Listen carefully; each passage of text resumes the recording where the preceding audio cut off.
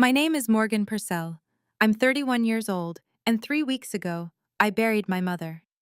The night before her funeral, a man I had never met pulled me into a hallway, pressed a small key into my palm, and said 7 words that cracked my life wide open. Your father has been lying to you. He told me there was a second will, one my father would destroy if he ever learned it existed. He told me that if my father found out I had that key, I was in danger. I did not sleep that night. By morning, I was standing inside a storage unit I never knew about, reading a letter from my dead mother that began, "If you're reading this, I didn't make it." Before I go any further, if this story resonates with you, please take a moment to like and subscribe, but only if you genuinely connect with it, and drop your local time in the comments. I love knowing where you're listening from. Now let me take you back to a Tuesday afternoon in October, the day my mother's heart stopped and the day everything I believed about my family began to unravel. The call comes at 2:07 on a Tuesday afternoon. I'm charting vitals at the nurse's station when my phone buzzes and my father's name fills the screen. "Morgan, your mother collapsed. They're taking her to County General." I drive 20 minutes with both hands shaking on the wheel. I run the last red light on Elm. When I reach the ER entrance, a nurse I recognize, Patty, from the third floor, meets me with a face I have read 100 times on other families.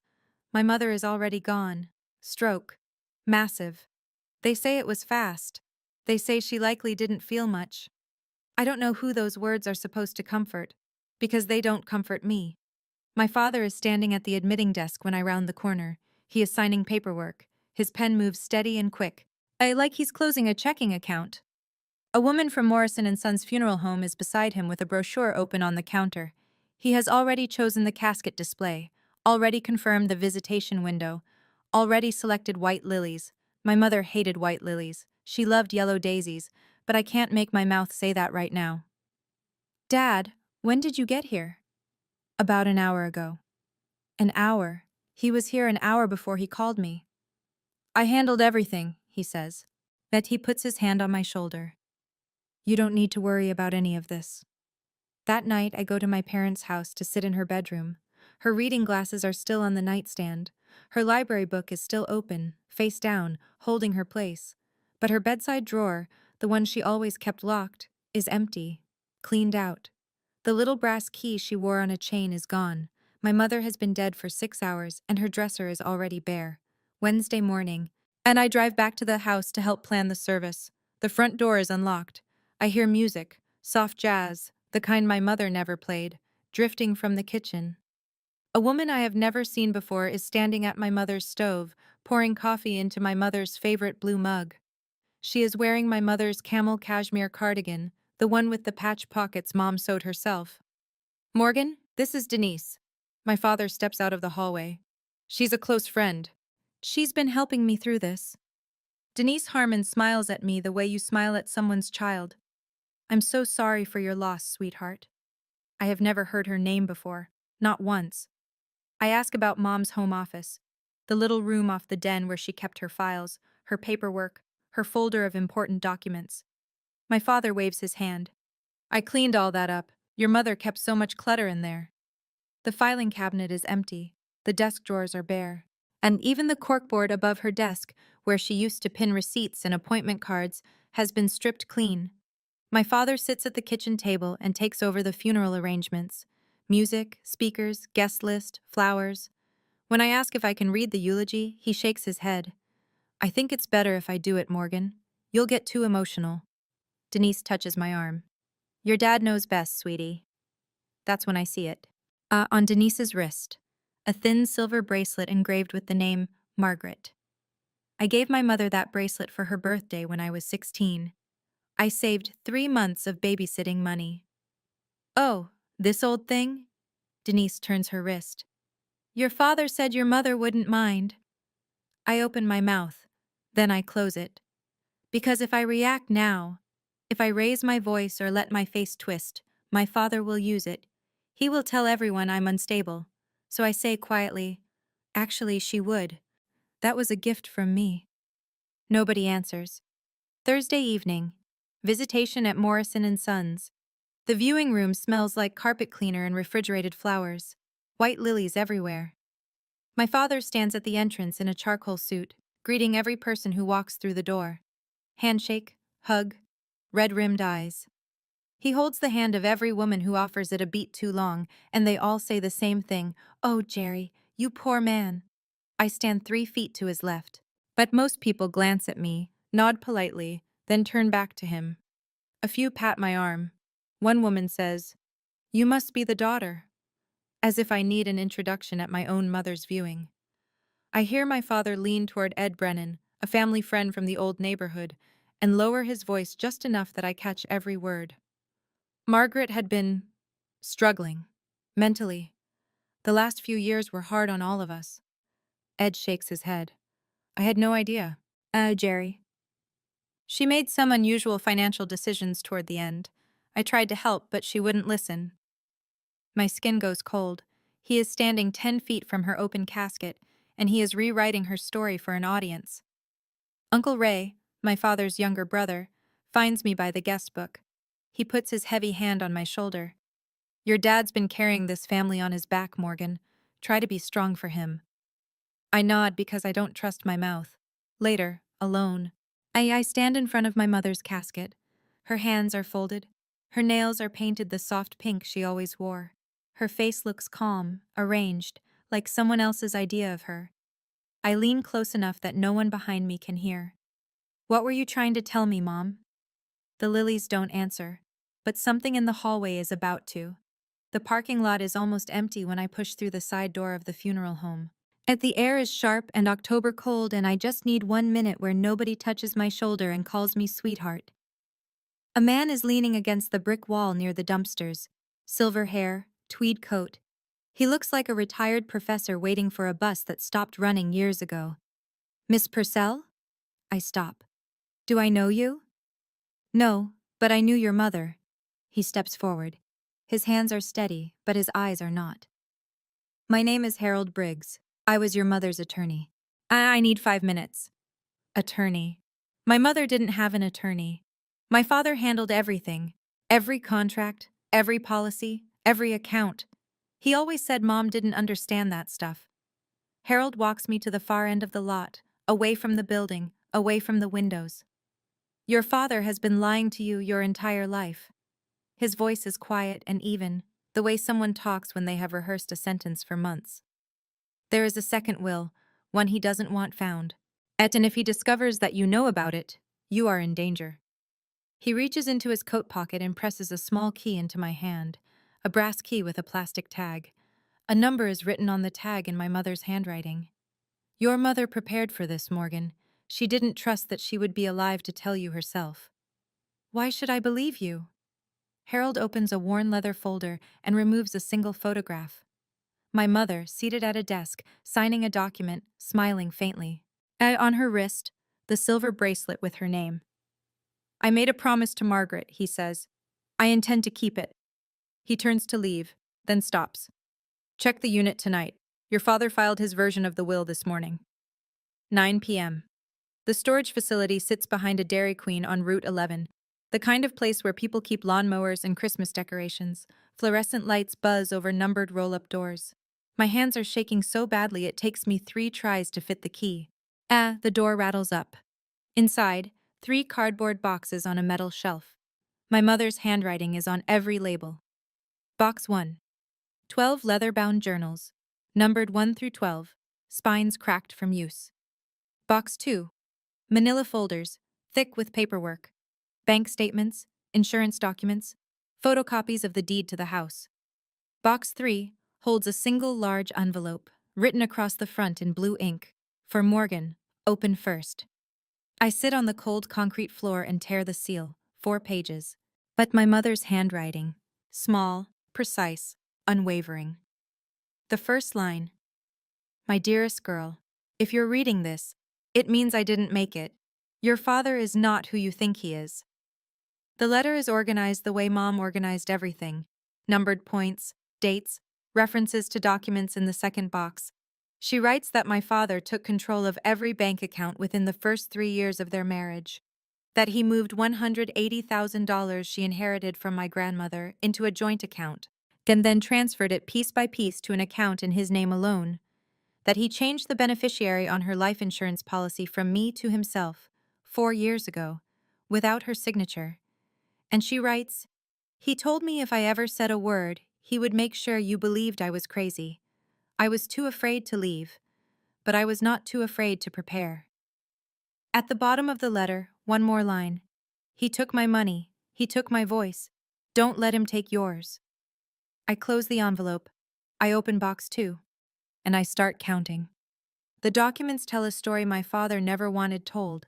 He filed his version of my mother's will with the county probate court at 9:14 this morning, 12 hours after her viewing, before the flowers on her casket had wilted. In his version, everything goes to him. The house, the joint savings, the life insurance. I receive a trust of $25,000, administered by Gerald Purcell. But in the second box, paper clipped to a sheet of my mother's notes, is another will. And dated 6 months after his, notarized by an independent notary public. 2 witnesses, clear language. The house goes to me, the savings go to me. And a separate life insurance policy I never knew existed, $200,000, with me as sole beneficiary, is referenced by policy number. My mother also left a handwritten note clipped to the will. Under state law, the later dated valid will supersedes all prior versions, Harold will explain. I understand now. If I do nothing, if I stay quiet, stay the good daughter, let my father handle everything. The court will accept his filing. The house, the accounts, everything my mother built, and everything that was stolen from her, lands in his hands legally. And the journals, the statements, the letter, all of it becomes meaningless paper in a storage unit no one will ever open again. I call Harold at 11 p.m. What do I do? We file tomorrow, and we need a forensic accountant. But Morgan, you cannot let your father know. Not yet. When I hang up, my phone buzzes. My father. Where have you been? It's late. I keep my voice flat. I went for a drive. I needed air. 3 seconds of silence, then. Okay, don't forget. The will reading is Thursday. 3 days. I have 3 days to keep my father from learning that the woman he thought he had silenced just spoke from the grave. I don't sleep. As I carry the boxes to my apartment and sit cross-legged on the living room floor under a single lamp and open journal number 1. My mother started writing when I was 6 years old. The first entry is dated March 14th. She describes my father asking her to transfer Grandma's inheritance, $180,000, into their joint account. For the family, he said, so I can manage it properly. Within 4 months, she notes, the balance dropped by half. She asked where the money went, and he told her she wouldn't understand. Journal 2. I'm 8. She writes about my birthday party, the one I remember being canceled because Mom was sick, except she wasn't sick. Gerald called the venue and canceled it this morning. He told Morgan I had a migraine. I was in the kitchen making her cake when he walked in and said, I told her you're not feeling well. I asked him why. He said, because I decided we're not spending that money.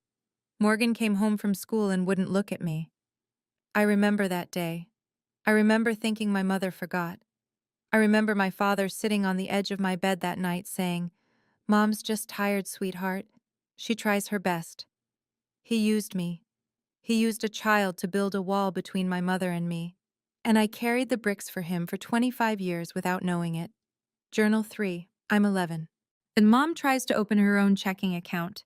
Gerald finds the statement in the mail, and that night she writes, he told the Hendersons at dinner that I've been acting strange. I'm worried about her, he said. They looked at me like I was broken. She was documenting. Every entry dated, every claim cross-referenced. My mother wasn't fragile. She was building a record. Tuesday night. I spread the financial documents across my kitchen table like autopsy photographs. As my mother highlighted every anomaly in yellow, sticky notes in her handwriting flagged the worst ones. She was methodical. She was patient.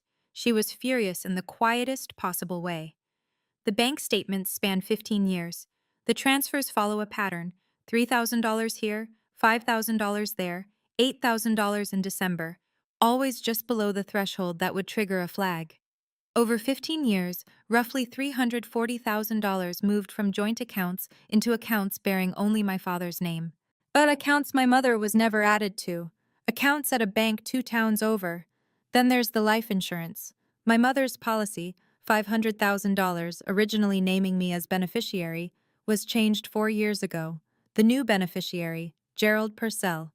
The signature on the change form is supposed to be my mother's, but she placed the original next to a photocopy and circled the differences. The slant is wrong. The G in Morgan doesn't loop the way hers does. She couldn't prove it alone, but she knew. And she prepared a countermove I'm only now understanding. 3 years ago, without telling my father, she purchased a separate life insurance policy through Harold's office, $200,000, beneficiary, Morgan Purcell. My father's name appears nowhere on the document. I also find, stapled to the back of a bank statement, a handwritten list titled Forged. 2 entries. 2 documents where someone signed Margaret Purcell's name, and it wasn't Margaret Purcell. And I sit back in the chair and press my palms against my eyes. $340,000. 25 years. That's the price he put on my mother's silence. And the forgery. That isn't just financial abuse anymore. That's a crime with a name. Wednesday morning. One day before the reading. I drive to my parents' house because that is what a good daughter does. And right now I need my father to believe I am exactly the daughter he raised me to be. And he's at the kitchen table reading the newspaper, relaxed, coffee steaming, like a man whose largest concern is the weather. Morning, sweetheart. Want some eggs? Sure, Dad. He cracks 2 eggs into the pan. I met with the attorney yesterday. Everything is straightforward. Don't worry about the finances. I'll take care of you. Did Mom ever talk to you about her wishes? He doesn't turn around. Your mother didn't have a head for those things. I hear the front door open. That Denise walks in carrying a grocery bag. She is wearing a ring I recognize. My mother's garnet ring, the one Mom wore on her right hand every Sunday for as long as I can remember. Jerry said I should hold on to some of Margaret's things. Denise sets the bag on the counter. For safekeeping. I smile. I nod. I eat the eggs. In the car, I call Harold. We file the second will tomorrow morning, first thing. Already in motion. I've contacted Vivian Cole, forensic accountant, and the report will be ready by Thursday. Good. I hang up and sit in the driveway for a moment. Through the kitchen window, I can see my father laughing at something Denise said. He looks comfortable. He looks certain. When I pull out, he is standing at the window watching my car. His face is not grieving. It is calculating. That was the last lie I ever told him. Sure, Dad. Spoken over a plate of eggs in my dead mother's kitchen while her ring sat on another woman's finger. As sitting in that car outside my mother's house, I genuinely asked myself, am I overreacting? Is this just a clumsy, grief-stricken man who doesn't know how to handle a funeral? Or is this really the person who stole my mother's entire life while she was still living it? If you found that letter, those journals, those bank statements, would you trust them immediately? Or would you doubt yourself the way I did sitting in that driveway watching him laugh through the window? Tell me in the comments. I really want to know. Wednesday morning, 8:45. Harold Briggs meets me at the county courthouse before the clerk's window is even open. He's carrying a leather briefcase older than I am and wearing the same tweed coat. He looks like he hasn't slept much either, but his hands are steady and his voice is clear. We file now, he says, before your father's attorney can push the first will through processing. I watch the clerk stamp the document. As I watch her log this case number.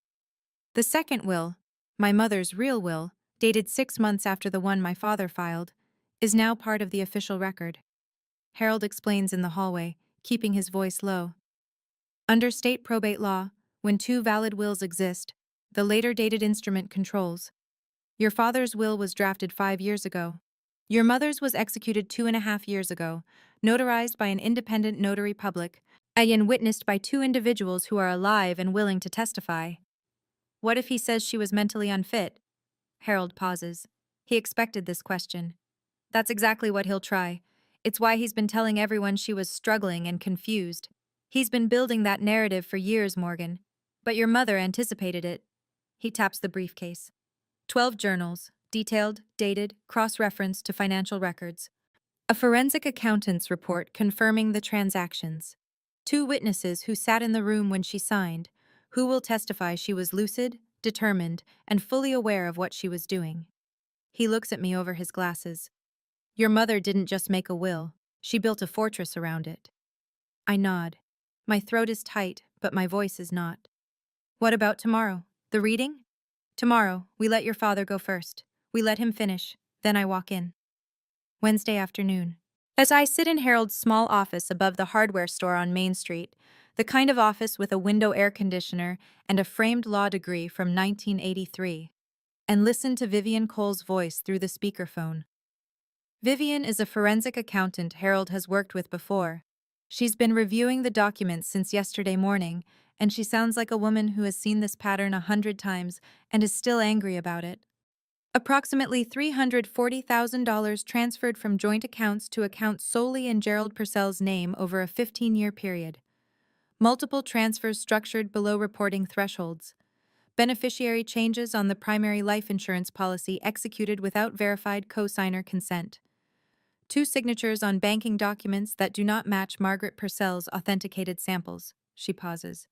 This is textbook elder financial abuse. If the district attorney's office wants to examine this, there is more than sufficient documentation. Harold mutes the phone and looks at me. We'll have the written summary printed and ready for tomorrow. I'm making 3 copies. One for you, one for me, one for Vivian's records. What happens at the reading? Your father's attorney will present his will. He'll read it aloud. People will nod. Then I'll enter the room and present ours. And the forensic report?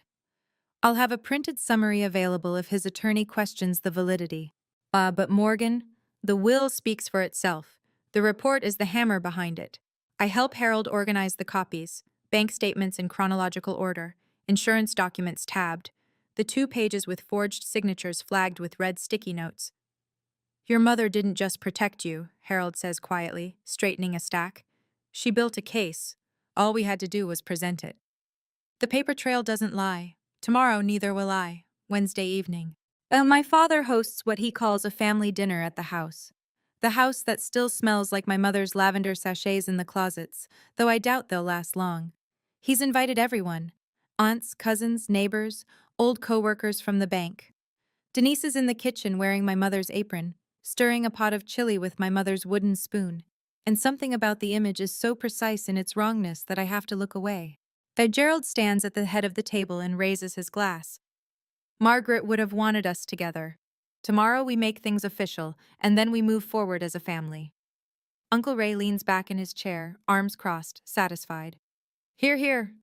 I eat. I smile when spoken to. I compliment the chili. I am performing the role of grieving daughter so convincingly that it scares me a little.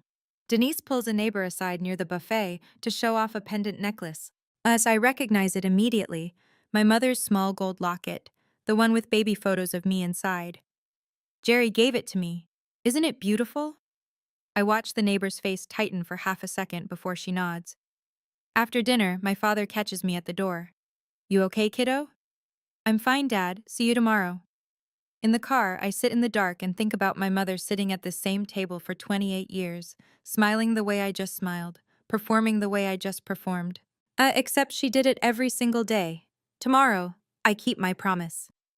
As I pull away, I see my father through the window, standing at my mother's desk, going through her wallet. He takes out her last bank card. He doesn't know that account was frozen this morning. In 12 hours, every person at that dinner table will know who Gerald Purcell really is. Thursday morning, 10 o'clock, Morrison and Sons Funeral Home, Conference Room B. But my father has arranged 30 chairs in neat rows facing a small podium. 30 chairs, for a will reading. Normally this is a private affair. Immediate family, maybe a close friend. But Gerald Purcell has turned this into a public event. I scan the room as people file in. Aunts and uncles, cousins I see twice a year, neighbors from Maple Drive, Ed Brennan from the old neighborhood, Bob Hensley, my father's golf partner of 20 years, 2 women from my mother's garden club, a man I recognized from the bank where my father worked before retirement. 30 witnesses. My father wants an audience. He stands near the front in a pressed navy suit, shaking hands, accepting condolences with practiced humility. Denise sits in the front row, legs crossed, in a new black dress, not my mother's clothes today at least. Uncle Ray takes the seat beside Denise, arms folded, jaw set, the enforcer. At the podium, a man I haven't met arranges papers inside a leather folder. Terence Holt, my father's attorney. Mid-50s, Good suit, the kind of confidence that comes from never being questioned in a room like this. I sit in the third row, quiet, hands in my lap. I look exactly like what my father expects me to be, the emotional daughter who will nod along and sign whatever is placed in front of her. My phone is in my pocket. I send one text under the edge of my purse. I'm here, third row. Harold's reply comes in 4 seconds. I'm in the parking lot. Won't wait for my signal. The room fills. The door closes. Terrence Holt clears his throat, and the performance begins. Terrence Holt reads with the smooth authority of a man who has done this 100 times. He holds the document at chest height and speaks in measured paragraphs, as if he's narrating something noble. The last will and testament of Margaret Ann Purcell, dated March 12, 2021, 5 years ago. When my mother was still smiling in photographs, and my father was still telling everyone what a devoted husband he was. The terms are simple and brutal. The house on Maple Drive, appraised at approximately $380,000, goes to Gerald. The joint savings account goes to Gerald. The life insurance policy, $500,000, goes to Gerald. Morgan Purcell receives a trust of $25,000 to be administered by Gerald Purcell. $25,000. Managed by him. Out of everything my mother worked for, everything she inherited, everything she saved, I get an allowance, controlled by the man who took it all. Holt sets the paper down. My father stands. Margaret and I discussed this many times. His voice cracks just enough to sound genuine. She wanted me to make sure Morgan is taken care of. I'll manage things responsibly, as I always have. Heads nod. Ray says loud enough for the back row. That sounds fair. Jerry's always been the responsible one. A woman behind me whispers to her husband, Poor Jerry. My father turns to me. 30 people watching. He puts his hand on my shoulder and squeezes. I know this is a lot, sweetheart, but I'll take care of everything. You don't need to think about money. Then, quieter, but not quiet enough. Morgan's like her mother, wonderful heart, but not great with numbers. A few people chuckle softly. Linda Marsh, my mother's oldest friend, does not chuckle. She is watching me with steady, unblinking eyes. I let the silence sit for 3 beats. Then I say calmly, Can I say something? My father smiles. He thinks I'm going to thank him. He steps aside and gestures toward the room like a host offering a microphone. Of course, sweetheart. I stand. My voice is level. I just want to understand. Mom worked for 28 years. She inherited money from Grandma. She paid into her life insurance for over 2 decades. And everything goes to you? The room shifts. Not dramatically, just a slight tightening. A few people glance at each other. My father's smile fades by a degree. Morgan, this isn't the time. We talked about this. We never talked about this. Not once. Uncle Ray leans forward. Come on, Morgan. Your dad's been the one paying the bills for 30 years. Don't make this about money. Denise shifts in her chair and says, just loud enough. Poor thing. She's been so emotional since Margaret passed. Maybe she needs some time. My father lowers his voice into the register he uses when he wants a room to believe he is concerned rather than angry. See, this is what I was worried about. She's not in the right headspace to deal with these things. And there it is, the playbook. Exactly what my mother described in her letter. Step 1, dismiss. Step 2, diagnose. Step 3, control. If 30 people are looking at me now, some with sympathy, some with discomfort, a few with the expression people wear when they think they're watching a fragile woman unravel, Uncle Ray mutters, Girls and money don't mix. Your daddy knows what's best. I look down at my phone. One new message from Harold. I'm at the door. My father turns to Terrence Holt. I think we're done here. Holt nods and begins gathering the papers. The room exhales. People start reaching for their coats, their purses. It's over. Gerald Purcell has staged his performance, and the audience is ready to go home believing exactly what he wanted them to believe. Gerald takes Denise's hand and faces the room. I appreciate everyone coming. Margaret would be touched. Ray stands and claps once. Let's give Jerry some peace. The man just lost his wife. This is the moment. I rise from the third row. My hands are trembling slightly, but my voice is not. Actually, we're not done. Every head turns. Gerald's jaw tightens. Morgan, sit down. I'd like to introduce someone. The door to conference room B opens. Harold Briggs steps through with his worn leather briefcase in one hand. He is wearing the same tweed coat. He looks like a man who has been waiting 3 years to walk through this exact door. My father sees him, and I watch something I have never seen before on Gerald Purcell's face. Fear. Not surprise, not confusion. Fear. The specific, electric fear of a man who recognizes the one loose end he failed to tie. Because he knows Harold. Not well, but he knows the name. My mother mentioned him once during an argument 2 years ago, and my father dismissed it, told her she was making things up. He thought she was bluffing. She wasn't. Harold sets his briefcase on the podium and addresses the room. Good morning, everyone. My name is Harold Briggs, and I was Margaret Purcell's attorney for the last 3 years of her life. I'm here because Margaret asked me to be. I look at my father. Sit down, Dad. It's your turn to listen. Harold opens the briefcase with the care of a man handling evidence, which is exactly what this is. Margaret Purcell retained me in September 3 years ago. She came to my office alone. She was not confused. She was not impaired. She was afraid, not for herself, but for her daughter. He removes a document and holds it so the front row can see the notary seal. Ma, this is the last will and testament of Margaret Ann Purcell, executed 2.5 years ago. It was notarized by an independent notary public and witnessed by 2 individuals who are present in this room today. I hear Denise inhale sharply. Uncle Ray's arms uncross for the first time all morning. Harold reads the terms. The house on Maple Drive. To Morgan Purcell. The savings accounts. To Morgan Purcell. A separate life insurance policy. $200,000. To Morgan Purcell. Gerald Purcell receives nothing. My father is on his feet before Harold finishes. That's a forgery. My wife would never. The notary is on record, Mr. Purcell. Would you like me to call her? Terrence Holt, Gerald's own attorney, reaches for the document. Harold hands him a copy. Holt reads it once, reads it again, and then leans toward my father. Jerry, sit down. Gerald doesn't sit. From the second row, Linda Marsh, my mother's best friend, 61 years old, silver-haired, too quiet until now, stands. I was a witness, she says. Her voice doesn't waver. I watched Margaret sign that will. She was clear-headed and she was determined, and she told me, if anything happens to me, make sure Morgan knows. Harold addresses the room one more time. Under state probate law, the later dated valid will supersedes all prior versions. This will was filed with the county courthouse yesterday morning. The room is silent. 30 people. Not one sound. The silence fractures when my father slams his palm on the arm of his chair. This is ridiculous. Margaret was confused. She didn't know what she was. I'd like to read something. I stand. I am holding my mother's letter. The paper is slightly creased from where I pressed it to my chest 2 nights ago on the floor of a storage unit.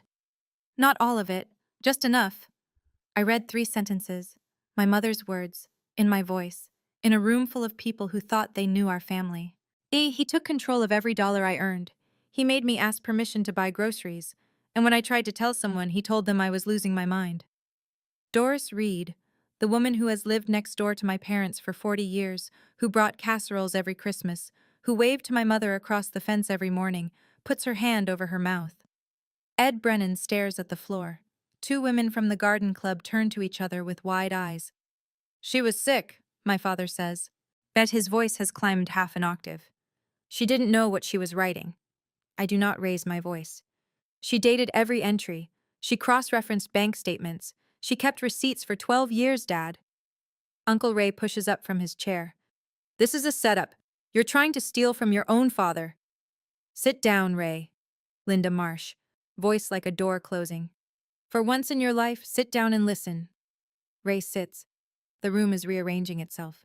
Yet I can feel it. The way 30 people quietly revise a story they believed for decades. The concerned husband, the unstable wife, the emotional daughter. My mother spent 25 years being told she was crazy. My voice is steady. She wasn't crazy. She was documenting. Harold places his phone on the podium and presses the speaker button. This is Vivian Cole, certified forensic accountant. But I was retained to examine the financial records of Margaret and Gerald Purcell. Vivian's voice fills the room. Professional, precise, unhurried. The voice of someone who testifies in courtrooms and doesn't flinch. My analysis covers a 15-year period. Approximately $340,000 was transferred from joint accounts into accounts held solely by Gerald Purcell. The transfers were structured in amounts designed to avoid automated detection. While beneficiary changes on the primary life insurance policy were executed without verified cosigner consent. Additionally, two signatures on banking documents do not match Margaret Purcell's authenticated handwriting samples. She pauses. The pattern is consistent with elder financial abuse as defined under state statute. Harold lifts a printed summary from his briefcase and walks it directly to Terence Holt. Holt takes the pages. He reads the first paragraph, turns to the second, and then sets the document face down on his lap. He leans toward Gerald. I cannot hear what he says, but I see my father's face drain of color. Gerald turns to the room. This is lies. All of it. Every word. Nobody responds. Bob Hensley, my father's golf partner of 20 years, stands up slowly, picks up his jacket from the back of his chair, and walks out of the room without a word. Denise, who has been sitting rigid in the front row, pulls her hand away from my father's arm. She moves it to her own lap. It's a small gesture, but everyone in the front 2 rows sees it. My father is standing in the center of a room full of people he has known for decades, and for the first time, not a single one of them is looking at him with sympathy. You're all being manipulated, he says, by a dead woman. No one moves. My father turns to me. His eyes are wet and his voice is shaking, but it's not grief. It's the sound of a man watching the walls come down. After everything I've done for you, I raised you, I fed you, I gave you a home. You can speak to my attorney, Dad. You're making a mistake, Morgan. You'll regret this. Mom made a decision. I'm honoring it. Harold steps forward and addresses the room one final time. The second will has been filed with the county court and is now part of the official probate record. Additionally, the financial evidence documented by Mrs. Purcell and confirmed by forensic analysis will be forwarded to the county district attorney's office for review, District Attorney. The 2 words land in the room like a dropped glass. Doris Reed turns to her husband. 2 cousins in the back row stand and move toward the door. Uncle Ray hasn't said a word in 5 minutes. Gerald looks around the room. He turns a full circle, searching for an ally. Someone who will tell him this is wrong, someone who will take his side. His eyes pass over Ed Brennan, who looks away. Over the women from the garden club, who stare at their laps. Over Denise, who is now standing in the far corner of the room, arms wrapped around herself. Over Ray, who sits with his jaw clenched and his eyes on the carpet. Nobody meets his gaze. I collect my purse from the 3rd row. I'm not doing this to hurt anyone. My mother asked me to protect what she built. That's what I'm doing. I walk toward the door. As I pass my father, yet he grabs my arm. His grip is tight. I look him directly in the eyes and pull my arm free. Don't touch me. I say it clearly. I say it once. I walk out into the October sunlight. Behind me, I hear his voice, high, cracking, desperate. She's lying. She's lying. But no one follows him out. 24 hours later, the calls begin. Terence Holt phones Harold's office at 9 a.m. Friday morning. I sit across from Harold and listen on speaker. I've reviewed the documentation you provided. Holt's voice is different today, stripped of the authority he wore at the reading. I've advised my client not to contest the second will. The evidentiary record is substantial. Harold nods at me. We appreciate the call, Terence. There's one more thing. I'll be withdrawing as Gerald's counsel effective today. Given the nature of the allegations, I'm unable to continue representation while maintaining my obligations to the bar. Gerald's own attorney has fired him. Harold hangs up and opens a folder. I've sent a formal letter to your father. You're requesting that he and any non-family occupants vacate the property within 30 days, per the probate agreement. And the DA? The forensic report and supporting documents were forwarded to the county district attorney's office this morning. They've opened a preliminary review. That afternoon, my phone shows 6 missed calls from my father. I don't answer. But I listen to the voicemails later, in order. The first one is rage. You think you can steal from me? After everything? The second is bargaining. Let's talk about this. We can work something out. The third is a threat. I'll fight this. I'll fight you in court. The fourth is weeping. No words. Just the sound of a 63-year-old man crying into a phone. And even through everything, through the forgery and the theft and the gaslighting and the 25 years of lies, I feel something twist in my chest. Not forgiveness. Just the ache of recognizing that the man I loved as my father actually existed somewhere inside the man who did all this. I delete the voicemails and close my phone. In a town this small, 30 witnesses may as well be a billboard.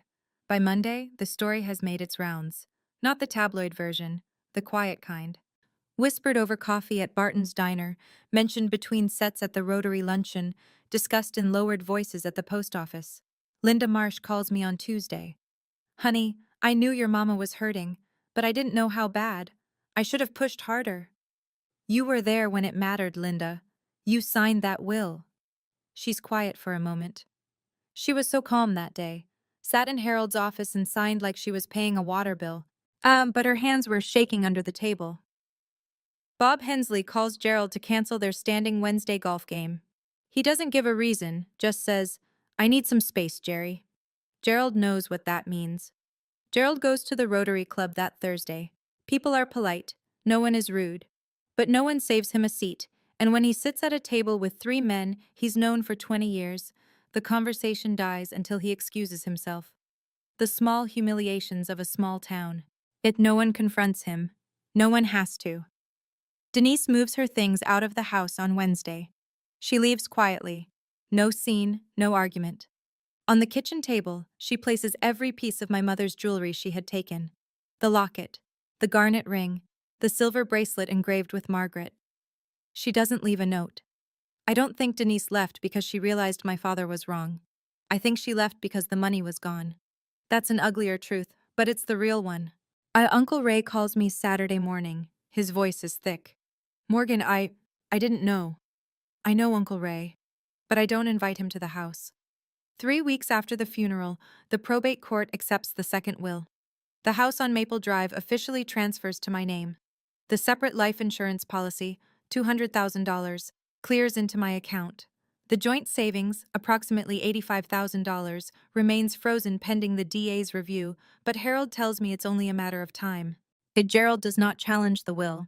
Terrence Holt, in his final communication, confirms. My former client has elected not to contest. He doesn't explain why, but I know. Challenging the will would make the forensic report a public court record. Every highlighted bank statement, every forged signature, every journal entry, entered into evidence for anyone to read. Gerald may be many things, but he's not stupid. He leaves town on a Tuesday, but moves in with an old college roommate 2 states away. No forwarding address, no goodbye. The DA's office continues its review. Harold says, it may take months, but the evidence is solid. Even if they don't prosecute, the record exists. I change the locks on a Thursday. A locksmith named Jerry does the work in 40 minutes and says, nice house, moving in? I grew up here. That evening, I walk through every room. I leave my mother's bookshelves untouched. Then I water the spider plant she kept by the kitchen window. It's still alive, which seems like a small miracle. I return the silver bracelet to her jewelry box in the bedroom, resting it on the velvet lining where it belongs. I open the dresser, the one my father emptied 6 hours after she died. The drawers are bare, but as I pull the last one out to wipe it clean, something catches between the wood and the bottom panel. A small photograph. Me, 5 years old, sitting on my mother's lap. Both of us laughing. He cleaned out her dresser in 6 hours, but he missed the one thing that mattered. Let me be clear about what Gerald Purcell lost, because I think the numbers matter. The house, $380,000. Gone. It was my mother's before it was theirs, purchased with her inheritance from my grandmother, and now it's mine. The separate life insurance, $200,000. The policy my mother took out in secret, through Harold, with me as the sole beneficiary. Gerald never knew it existed.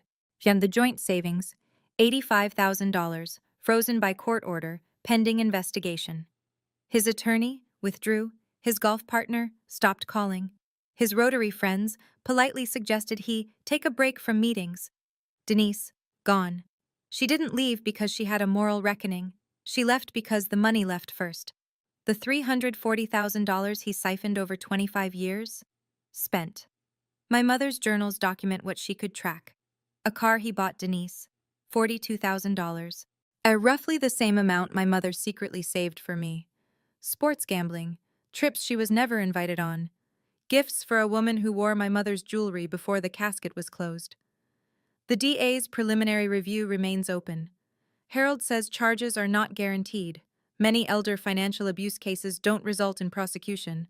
But the file exists, the evidence exists, and if Gerald Purcell ever tries to rewrite this story, there are 12 handwritten journals and a forensic report that say otherwise. He sent me a letter last week, 4 pages, handwritten, which tells me he's been sitting somewhere with nothing but time. He doesn't apologize. He writes that he was misunderstood, and that your mother always exaggerated things. I read it once. I fold it carefully. I place it in the box with the rest of the evidence. I don't feel victorious. I don't feel triumphant. I feel finished. And for the first time in my life, that's enough. It takes me 2 weeks to finish the journals. The first 9 are painful. A catalog of small thefts and large silences. A woman watching her life be dismantled, one forged signature at a time. But the last 3 journals are different. In the final years, my mother stops writing about Gerald.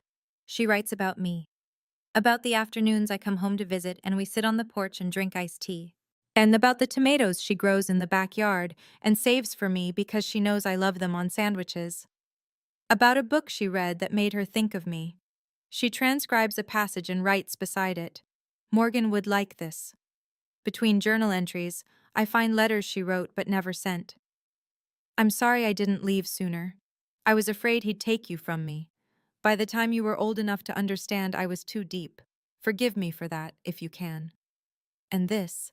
In an entry from 18 months before she died. I opened a 529 education fund in Morgan's name 10 years ago. It's in the storage unit. Use it if you ever want to go back to school, baby. I checked the documents. She was right. A 529 account, funded in quiet increments. $50 here, $100 there, skimmed from the grocery budget my father gave her every month. Balance. Approximately $18,000. Gerald never noticed because he never looked at what she spent. He only looked at what she earned. $18,000. Built $50 at a time over a decade, from a woman who had to ask permission to buy groceries. I sit on her bed holding the last journal and I cry for the first time since she died. Not because I'm sad, because I finally understand the size of her love, measured not in what she said, but in what she hid for me. I can't give her the world, she wrote, but I can make sure he doesn't take it from her. I send my father one email. It is 6 sentences long. I won't be in contact for the foreseeable future. If you need to communicate regarding legal or financial matters, please direct all correspondence through Harold Briggs. I wish you no harm, but I will not pretend. You may reach Harold at the number below. He replies the same day. His email is long, 9 paragraphs of justification, minimization, and revision. But he writes that my mother always had a flair for drama. He writes that any financial decisions were made for the good of the family. He does not use the word sorry. I read it once. I do not reply. I meet Uncle Ray at the coffee shop on Main Street the following Saturday. He looks smaller than I remember. He orders black coffee and stares at it. Uncle Ray, I don't hate you, but you stood in that room and backed the man who robbed my mother. I need time. He nods. I understand. It's the first time in my life he hasn't argued. I keep Linda Marsh close. She comes by the house every Thursday with banana bread and stories. How she and my mother met at a PTA meeting in 1998. How Mom once drove 40 minutes in a snowstorm to bring Linda soup when she had the flu. How Mom laughed with her whole body when no one was watching. I send handwritten thank you notes to Harold and Vivian. Harold is retiring now, fully, officially. And he tells me on the phone, this was the last case Margaret would have wanted me to close. The week after, Linda mentions something she's been holding back. Your mama gave me a USB drive 2 years ago, said it was a backup of everything, in case the storage unit was ever found and emptied. My mother thought of everything, even the scenario where she lost. I wish you had been the father you pretended to be, I wrote in that email. But wishing doesn't change the records. There was a moment, reading those last journals, where I found myself wondering something I may never have the answer to. Did my mother ever forgive him? Not publicly, not legally, but in her heart, in the quiet of those journal pages, did she let go of it? Or did she carry that weight until the very end? I'll never know. But I want to ask you, if you discovered that the person you trusted most in this world had been lying to you your entire life, could you forgive them? Not should you. Could you? Tell me in the comments. I've been thinking about this for weeks. 2 months after the funeral, I move into the house on Maple Drive. The first thing I do is paint the living room. My mother always wanted it a pale blue, the color of a winter sky just before it clears. My father said it was too feminine and kept it beige for 28 years. It takes me a Saturday afternoon and 2 coats. And when the light comes through the front windows the next morning, the room looks like a place my mother would have loved.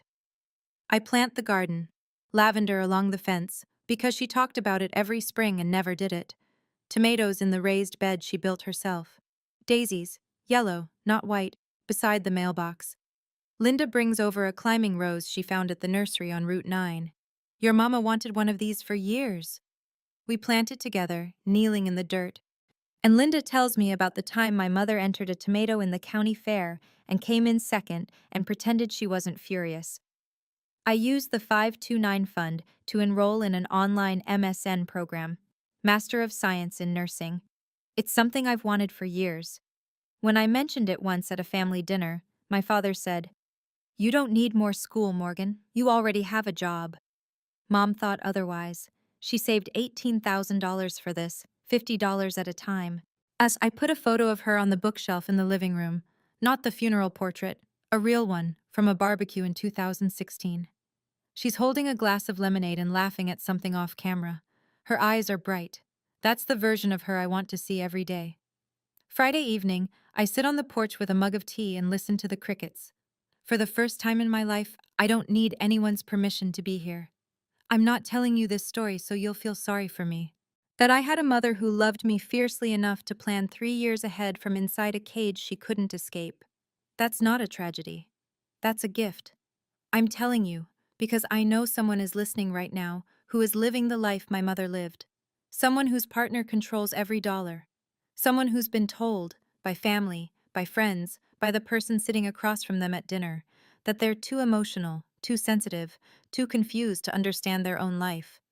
If that's you, and I want to share 3 things I learned the hard way. First, if someone tells you you're crazy for questioning the math, check the receipts. My mother did. It took her years, but she built a record that couldn't be dismissed. You don't need a law degree, you need a notebook and the courage to write down what's real. Second, silence protects the person who benefits from it. It never protects you. My mother was silent for 25 years because she was told that silence was loyalty. And it wasn't loyalty, it was a leash. Third, you don't have to scream to be heard. You just have to show up with the truth. I didn't raise my voice in that room. I didn't need to. The documents spoke, the witnesses spoke, the numbers spoke. Truth is quiet, and it is patient, and it outlasts every lie ever told about you. I don't hate my father. I am disappointed in him in a way that I think will last the rest of my life. But I chose not to carry that with me. It's too heavy. And my mother already carried it long enough for both of us. She couldn't leave, but she made sure I could walk out standing up. I used to think being a good daughter meant being quiet. Now I know being a good daughter means finishing what my mother started. Here's where things stand today. Gerald Purcell is living in another state with a college friend. The district attorney's office has not closed its review. I don't check for updates. Harold will call me when there's something to know. 3 weeks ago, my father sent me a text message, the last one I'll mention. "You destroyed this family." I typed back 5 words. "No, Dad, you did. 25 years ago." I haven't blocked his number. I don't need to. A boundary isn't a wall. It's just a decision you make once and keep making every day. I don't respond. I don't engage. I don't explain. Some mornings I pour coffee into my mother's blue mug and sit at the kitchen table and feel her in the room. Not in a mystical way, just in the way the light